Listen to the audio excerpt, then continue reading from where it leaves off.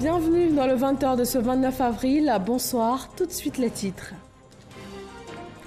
La diaspora ivoirienne invitée à investir dans le pays, le Premier ministre les y a exhortés lors du Forum des compétences, un cadre créé par l'ambassade de Côte d'Ivoire aux États-Unis pour partager les bonnes pratiques en management.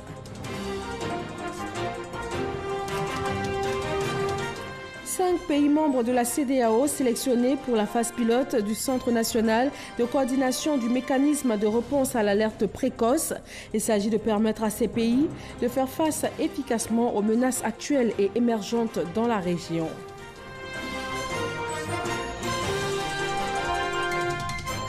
Le tourisme a généré environ 650 milliards de francs CFA en Côte d'Ivoire en 2017 et engendré en 2018 des recettes de plus de 1000 milliards de francs CFA. La Côte d'Ivoire étant la 3e destination du tourisme d'affaires en Afrique, après le Nigeria et le Maroc. Et puis ces élections législatives hier dimanche au Bénin, l'absence de candidats de l'opposition a bien été ressentie dans les bureaux de vote. Peu d'affluence dans les grandes villes comme Cotonou et Porto Novo. L'enjeu majeur reste le taux de participation. Merci à tous de nous rejoindre sur RTI 1 pour ce nouveau point de l'actualité. Le Forum des compétences, un cadre créé par l'ambassade de Côte d'Ivoire aux États-Unis pour partager les bonnes pratiques en management. La 2e édition a permis au Premier ministre Amadou Gon Coulibaly de lancer un appel aux opérateurs économiques ivoiriens vivant aux États-Unis à investir en Côte d'Ivoire. Adama Koné. Un participant de marque au 2e Forum des compétences de l'ambassade de Côte d'Ivoire aux États-Unis. Le Premier ministre Amadou Gon Coulibaly réveille l'instinct éco-patriotique de la diaspora ivoirienne des États-Unis. Quand le chef de l'État demande à la diaspora, surtout aux compétences ivoiriennes qui sont à l'extérieur de rentrer, ce n'est pas pour être fonctionnaire, ce n'est pas pour essayer forcément d'aller être dans une entreprise publique. C'est pour que l'ingéniosité que vous avez acquise, pour que la compétence que vous avez acquise dans des pays de compétition, comme les États-Unis, pour que toute cette expertise, vous alliez trouver votre place dans le tissu économique ivoirien pour entreprendre, créer de la richesse, créer des emplois pour vos compatriotes ivoiriens. C'est cela que le président vous demande. S'il s'est adressé aux partenaires multilatéraux, Banque mondiale, FMI, et aux bailleurs de fonds américains, le Premier ministre a voulu aussi que les Ivoiriens vivant à l'étranger soient des acteurs actifs de l'inclusivité, de la croissance. Ces derniers veulent répondre à l'appel du pays. Pour nous, c'est déjà fait. Depuis mai dernier, on s'est installé en Côte d'Ivoire. Nous avons compétit avec Millennium Challenge Corporation et puis le PEPFAR. Nous avons remporté un projet de 2 millions de dollars et qui contribue donc à accroître la capacité locale dans l'utilisation des données et aussi assister les gouvernements et les ONG.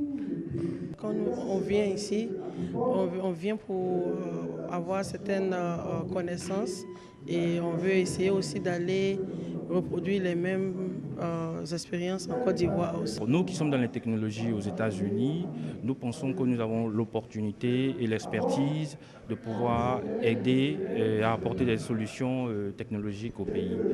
Entre autres dans la cybersécurité, qui est un phénomène présentement qui affecte tous les réseaux et les systèmes d'information, soit dans les pays développés ou en voie de développement. Alors c'est une opportunité pour nous de présenter notre expertise à la Côte d'Ivoire. Alors, Amadou Gon Coulibaly de demander à ses compatriotes de transformer ses intentions en action. Vous devez vous-même vous lever, prendre votre bâton de pèlerin avec l'ambassadeur, contacter les entreprises américaines, aller leur parler de la Côte d'Ivoire et leur dire que vous-même, vous êtes prêts à les accompagner dans votre pays pour saisir des opportunités dans la transformation des matières premières en Côte d'Ivoire. C'est ce que vous devez faire. Ce 2e forum des compétences avait pour thème diaspora ivoirienne et entrepreneuriat. Les 200 participants ont été entretenus entre autres par Jean Kakou Diagou pour forger en eux l'âme de champions nationaux. La direction générale du protocole d'État informe que l'édition 2019 de la Fête du Travail va se tenir le mercredi 1er mai 2019 à 10h dans l'enceinte de la primature sise au plateau sous la présidence de M. Amadou Gon Coulibaly, Premier ministre, chef du gouvernement. Par ailleurs, la direction générale du protocole d'État porte à la connaissance des personnalités centrales syndicales invitées à cette célébration que la mise en place va débuter effectivement à 7h30 et prendre fin à 9h30. Toujours du côté de la primature, le Conseil statutaire du Centre national de coordination du mécanisme de réponse à l'alerte précoce a été installé ce lundi. Il a pour objectif de permettre aux États membres de la CEDEAO de faire face efficacement aux menaces actuelles et émergentes dans la région.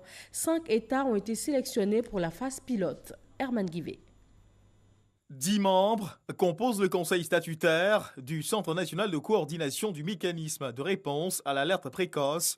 Un conseil statutaire installé en présence du ministre d'État, ministre de la Défense, Ahmed Bakayoko, qui représentait pour l'occasion le chef du gouvernement, Amadou Gon Coulibaly. La CEDEAO, appuyée par les États-Unis d'Amérique, devra accueillir dans ses 15 États membres ces centres nationaux de coordination pour ce qui concerne l'alerte précoce. La Côte d'Ivoire fait partie des 5 États qui accueillent la phase pilote.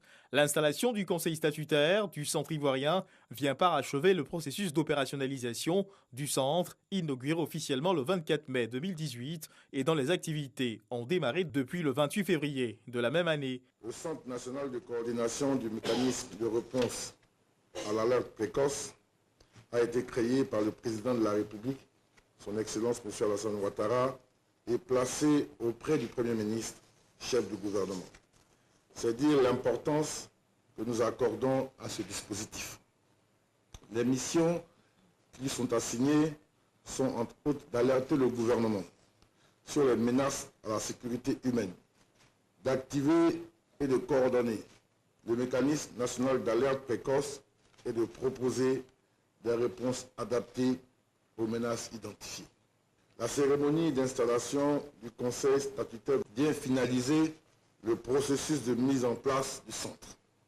Il appartient au centre de se mettre au travail, c'est-à-dire de contrôler et de détecter tous les germes de menaces et de violences afin de prévenir les crises en se basant sur des outils d'analyse fiables. Mesdames et messieurs les membres statutaires du Conseil, votre mandat au sein de cet organe est d'une importance capitale. Cette responsabilité fait de vous un organe de contrôle et de bonne gouvernance. Veillez donc au bon fonctionnement du centre conformément à votre mandat. J'ai pu, au nom du Premier ministre, vous assurer pour sa part que le gouvernement mettra tous les moyens nécessaires avec l'appui indispensable de nos partenaires pour un fonctionnement optimum du centre. Vous êtes donc appelés à impulser la dynamique requise au centre afin de lui permettre de répondre aux grandes orientations politiques et sécuritaires contenues dans la vision du président de la République, son Excellence M. Alassane Ouattara, à savoir faire de la Côte d'Ivoire un pays stable, paisible et prospère. Rappelons que tout membre du gouvernement dont la contribution s'avérera utile peut être contacté par le Premier ministre pour siéger au sein du Conseil statutaire du Centre national de coordination du mécanisme de réponse à l'alerte précoce. Dans le domaine des industries, l'opération de recensement des entreprises a été lancée. Il s'agit de savoir combien d'entreprises industrielles il y a en Côte d'Ivoire, leur secteur d'activité, leur situation géographique et aussi leur contribution au développement économique du pays. Le recensement sur le terrain va démarrer le 2 mai prochain. Nadia Edja et Cheikh Koné.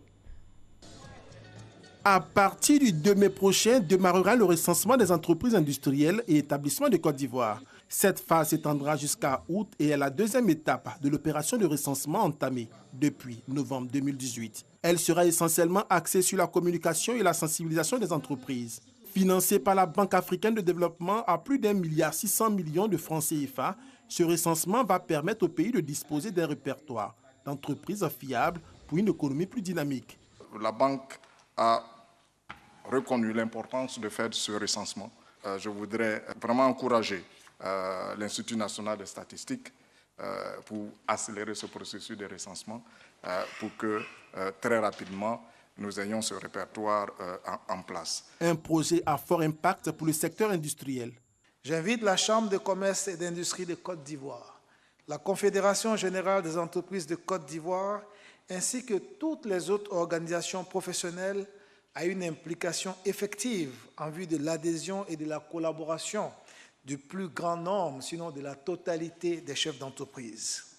Il y va de notre intérêt commun qui est le développement industriel accéléré de notre pays. Ce recensement sera exécuté par l'Institut national de la statistique, INS, sous la tutelle du ministère du Plan et du Développement. Le recensement vise à mettre à la disposition de l'État un répertoire national géoréférencé de l'ensemble des entreprises industrielles et établissements qui opèrent sur le territoire, établir la cartographie de ces entreprises, disposer d'une base de données économiques et financières fiable, disposer d'une base de sondage industriel fiable également pour la production régulière des indicateurs de suivi de la politique d'industrialisation et l'évaluation de la contribution des entreprises industrielles à l'économie nationale. Le recensement des entreprises industrielles et établissements de Côte d'Ivoire s'inscrit dans le cadre du projet d'appui à la gestion économique et financière initié par le gouvernement et financé par la BAD pour un montant global d'environ 14 milliards de francs CFA. Selon le rapport 2017 de l'Organisation mondiale du tourisme, ce secteur d'activité affecte positivement l'économie ivoirienne. Il a généré environ 650 milliards de francs CFA en 2017 et en 2018, les recettes se sont élevées à plus de 1000 milliards de francs CFA. Francis Boifo. Située en Afrique de l'Ouest avec une superficie de 322 462 km², la Côte d'Ivoire est limitée au nord par le Mali et le Burkina Faso, à l'ouest par le Libéria et la Guinée, à l'est par le Ghana et au sud par l'océan Atlantique. Sa façade maritime s'étend sur plus de 550 km avec 2 ports autonomes, un à San Pedro et l'autre à Abidjan. Ces lagunes couvrent 1200 km² sur une longueur de 300 km, ce qui favorise le développement des plages dans les agglomérations et localités.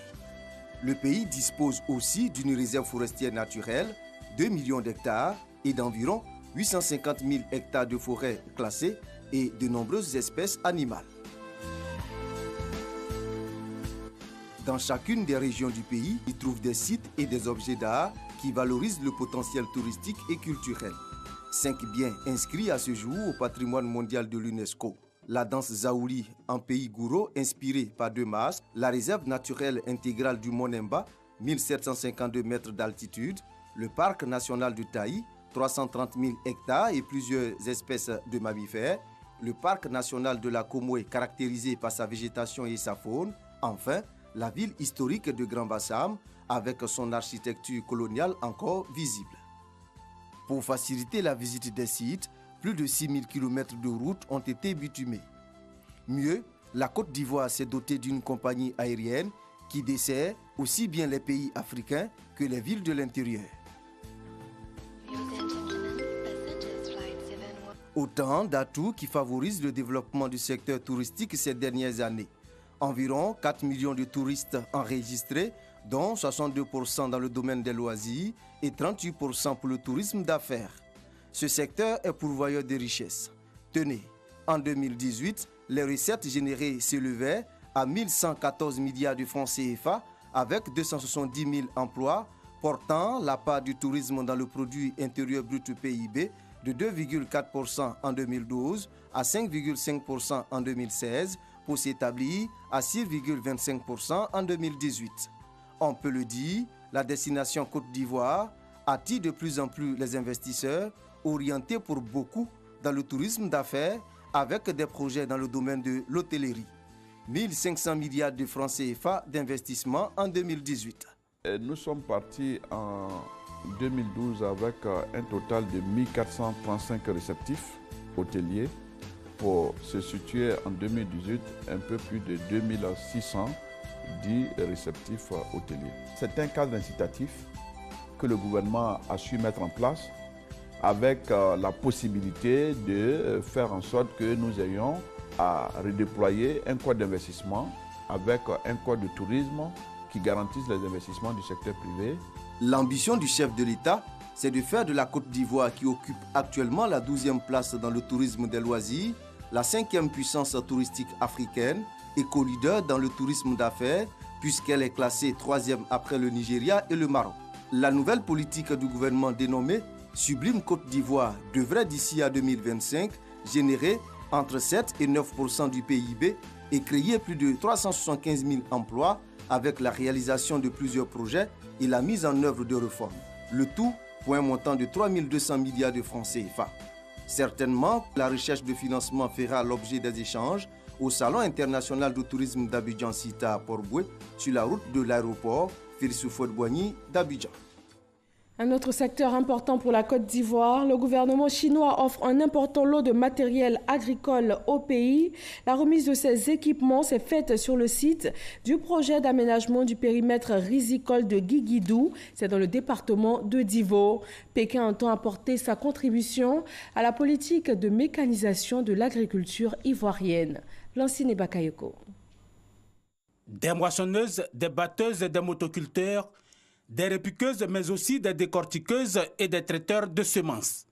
Ces équipements mis à la disposition des producteurs nationaux rentrent dans le cadre de la coopération sino-ivoirienne, en particulier dans le domaine de la mécanisation agricole. Ces matériels seront mis en service dans le programme d'expérimentation, de démonstration et de formation mené conjointement par l'ADERI et les experts chinois à Guiguidou, à Yamoussoukro et à d'autres périmètres rizicoles. Tous ces projets sont inscrits dans le programme national de développement de la riziculture en Côte d'Ivoire. Ce matériel, pour la plupart, servira à renforcer notre approche de petites et moyennes entreprises agricoles et prestataires de services mécanisés. Une approche qui vise, à travers la promotion de l'implication du secteur privé, à améliorer le taux de mécanisation des opérations culturelles en riziculture. Avec l'introduction de nouvelles variétés, le secteur sémencier va également être renforcé. Objectif, répondre aux besoins de consommation des populations ivoiriennes. À travers ces nouveaux modèles de coopération bilatérale, la Chine entend soutenir la Côte d'Ivoire dans ses efforts visant l'autosuffisance en riz et surtout l'augmentation du niveau de transformation de l'ensemble de ses produits agricoles. Sur la base de recherches scientifiques et d'études du climat et du sol ivoirien, les experts chinois ont cultivé au total 4 nouvelles variétés de riz de bonne productivité et de bonne qualité, dont 2 variétés sont issues de la présente convention certifiée par les autorités ivoiriennes. En plus du secteur agricole, la Chine prend part à de grands projets structurants en Côte d'Ivoire. On peut citer l'extension du port d'Abidjan, le barrage de Soubré ainsi que le ravitaillement en eau potable de la capitale économique. Et on s'intéresse à l'inauguration de la nouvelle salle d'audience du tribunal de première instance de Daloa. C'est dans le centre-ouest de la Côte d'Ivoire. L'acte participe de la volonté du gouvernement de moderniser l'appareil judiciaire en Côte d'Ivoire. Franck Wadio.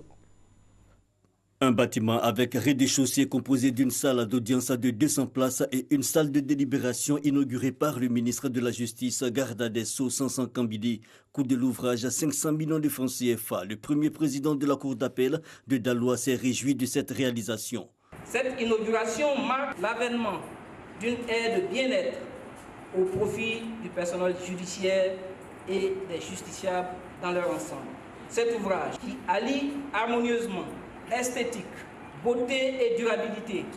L'acte participe de la politique de modernisation de l'administration judiciaire en Côte d'Ivoire, engagée par le président de la République Alassane Ouattara. La juridiction de Daloa peut aujourd'hui travailler dans de meilleures conditions. Une action fondamentale a été entreprise par le chef d'État, c'est celle de la valorisation du personnel de la justice, des magistrats. Donc beaucoup ont été promus. À ce jour, nous en sommes à plus de 100 magistrats qui ont été promus hors hiérarchie.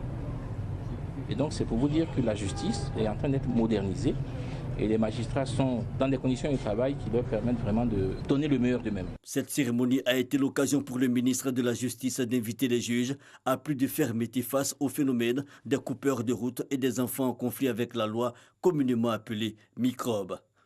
Lutte contre le sida, les organisations non gouvernementales ont désormais l'obligation de rendre des comptes au ministère de la Santé et de l'Hygiène publique. C'est une des mesures qui ressort de la rencontre du ministre de la Santé et du PEPFAR aux États-Unis, cela en vue d'obtenir de meilleurs résultats dans la lutte contre le sida en Côte d'Ivoire. Michel Digré. L'intensification de la lutte contre le sida nécessite une meilleure collaboration entre le ministère de la Santé et les ONG impliquées dans la lutte contre cette pandémie en Côte d'Ivoire.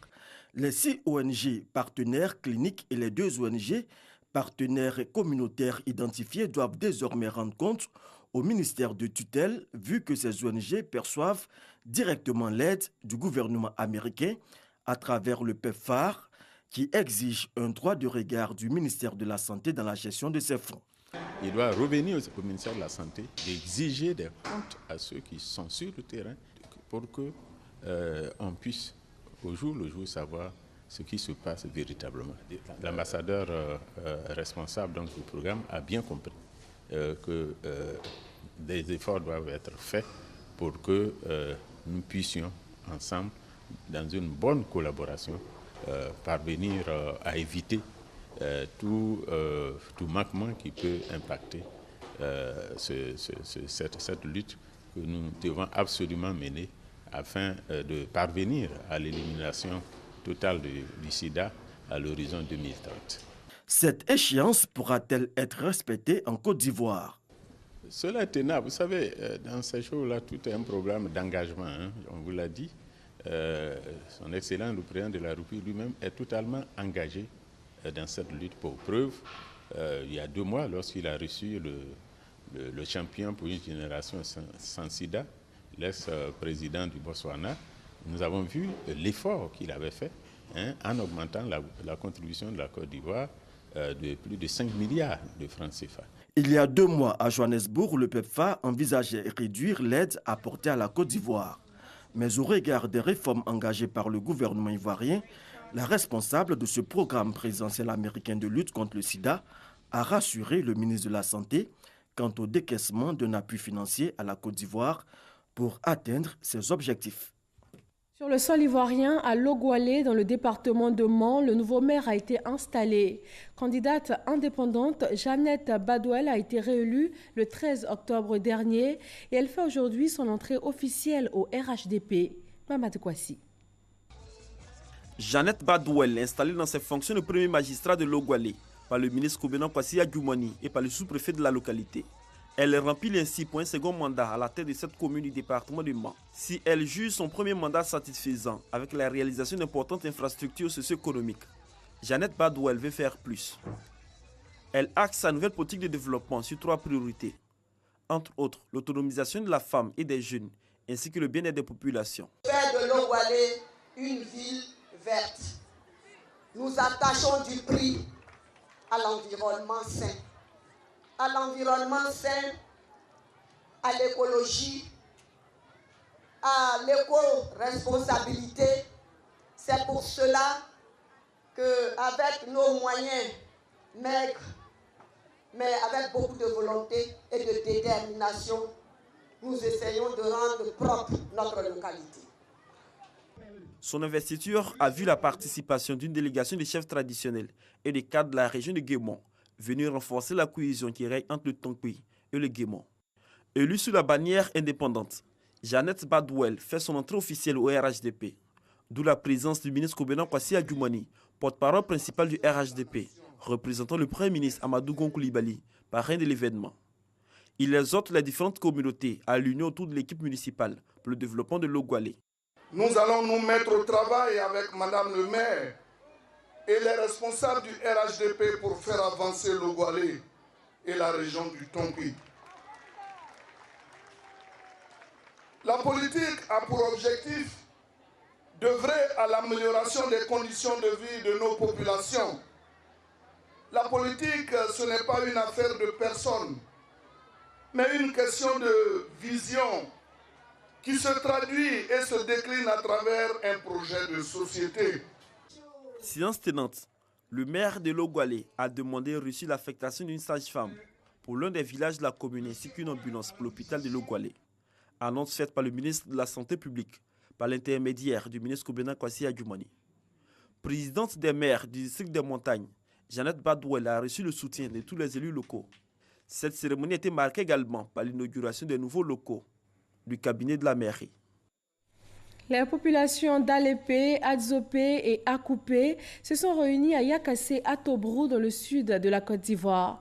Un seul sujet au cœur de cette mobilisation, exprimer toute leur reconnaissance à l'État ivoirien pour son programme social en faveur des populations de toute la Côte d'Ivoire et de ses régions du sud en particulier. Le reportage de Sita Soro et Eric Goré.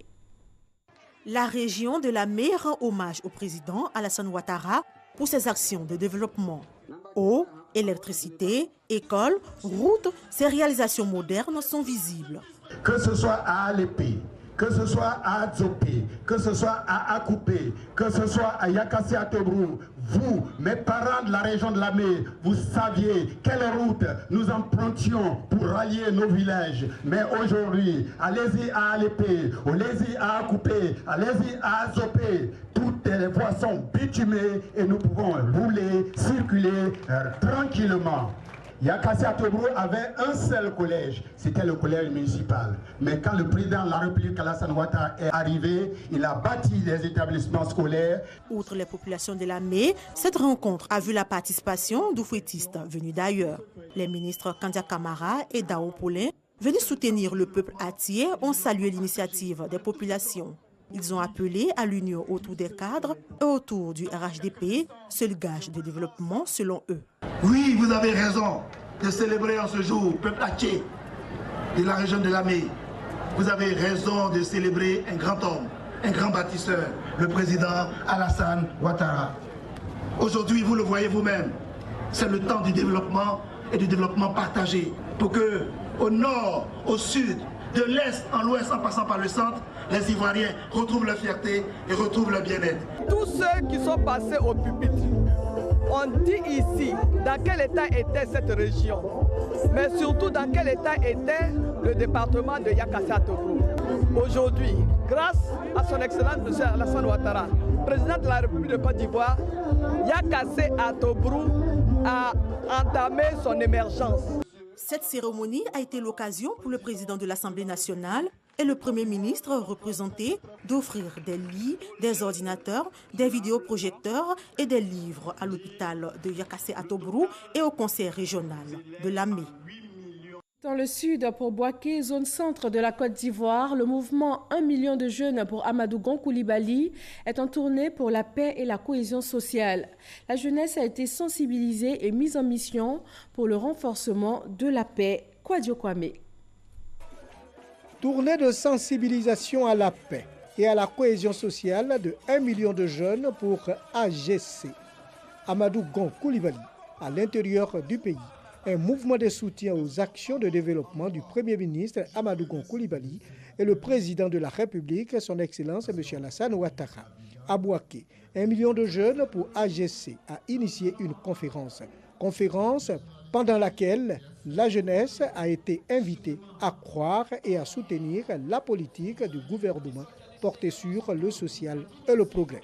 Le projet social du gouvernement qui se décline en 4 phases essentielles à l'intention de la jeunesse et qui va permettre d'intégrer au moins 500 000 à 1 million de jeunes en termes d'emploi, en termes de conditions décentes, en termes de travail, en termes d'intégration dans le tissu économique. 1 million de jeunes pour AGC veut ainsi apporter un message d'espoir aux jeunes de Bouaké. Nous, en tant que mouvement, quand je peux les ministres, c'est de véhiculer le message de paix, le message d'union, le message d'amour. Après Abidjan et Bouaké, le mouvement entend sillonner le pays tout entier afin que la jeunesse ivoirienne ne se sente pas en marge de la marche du pays. La plateforme des femmes de médias forme ses membres. Ces femmes qui ont la charge quotidienne d'informer et d'éduquer les populations se sont retrouvées à Grand Bassam, un moment de retrouvailles et surtout de partage d'expériences entre les actrices du monde de la communication. Premier point de l'actualité internationale, le scrutin législatif de ce dimanche au Bénin. Aucun candidat de l'opposition n'a pu participer. Une situation inédite qui a bien été ressentie dans les bureaux de vote. Peu d'affluence dans les grandes villes comme Cotonou et Porto Novo. Les estimations nationales des observateurs et de la Commission électorale nationale sont toujours attendues avec pour enjeu majeur le taux de participation. Et voilà, merci à tous de votre attention. Retrouvez à 20h50 sur RTI 1, en rediffusion ce soir, votre magazine bimensuel La Côte d'Ivoire en marche, consacré au ministère des Transports et à celui de l'assainissement et de la salubrité. Rendez-vous à 23h avec Michel Mambo. Bonsoir à tous et à demain, 20h.